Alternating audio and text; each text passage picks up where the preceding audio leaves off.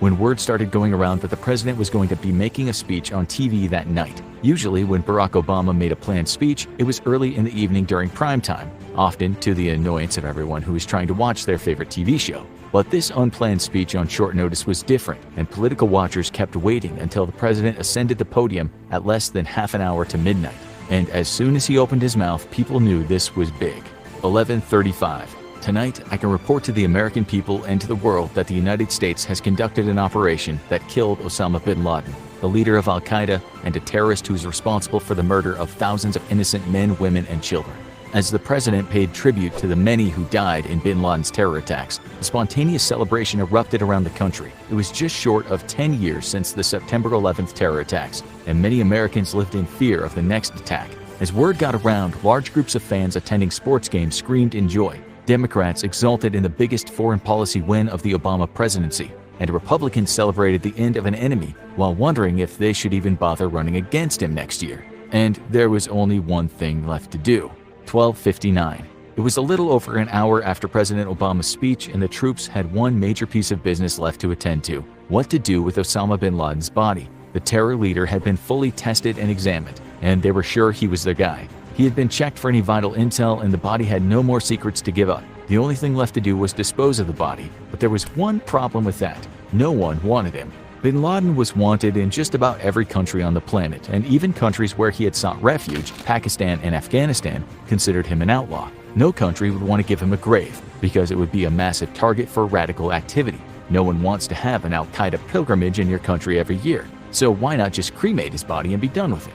Cremation is against Islamic tradition, and as hated as the terror leader was, the government still wanted to respect his faith. No need to anger his followers any more than they already were, given that their leader had just been eliminated. Fortunately, there was an alternative. Bin Laden's body was loaded onto the aircraft carrier Carl Vinson, and the U.S. government called the government of Saudi Arabia for approval to dispose of the body.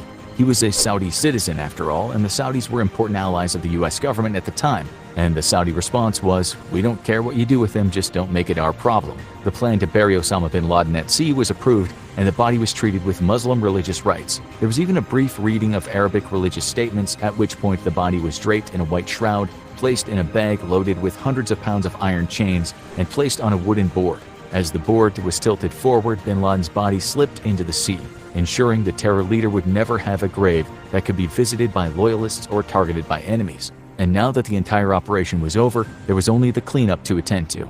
It was roughly 3 a.m. local time in Pakistan when the army chief received a phone call informing the country of the operation that took place in their borders. The chairman of the Joint Chiefs of Staff filled him in on the details and likely smoothed over some angry words. While there was some brief dispute of whether any Pakistani forces had been involved, the government denied this, and reports stated that the Pakistani planes which scrambled to the location had only arrived after the U.S. forces had departed. This is not where the aftermath ended, though. The raid that killed Osama bin Laden had played out over less than an hour, but the follow-up would span years. Controversy centered around the legality of the raid on foreign soil. Although the laws passed after 9/11 gave the U.S. wide latitude to eliminate threats abroad, Pakistan wasn't pleased with the U.S. operating on their soil, and the U.S. wanted to know more about bin Laden's network of support in Pakistan. Neither got too many answers. Conspiracy theories persisted about bin Laden's being alive, although the U.S. government releasing some photos of the terror leader's corpse largely put those to rest. And there was one more inevitable act. Once the operation was partially declassified, various members of the team started putting out memoirs. Some varied in details, and most made the person writing the book out to be the hero. So naturally, it wasn't long before Hollywood came calling. Only a year and a half after the death of Osama bin Laden, the movie Zero Dark 30 was released, and its pick for the hero was a fictional intelligence analyst played by Jessica Chastain, because it wouldn't be a key moment in American history without Hollywood putting its own spin on it. Want to know more about this famous manhunt? Check out weird things Navy SEALs discovered in Osama bin Laden's compound, or watch this video instead.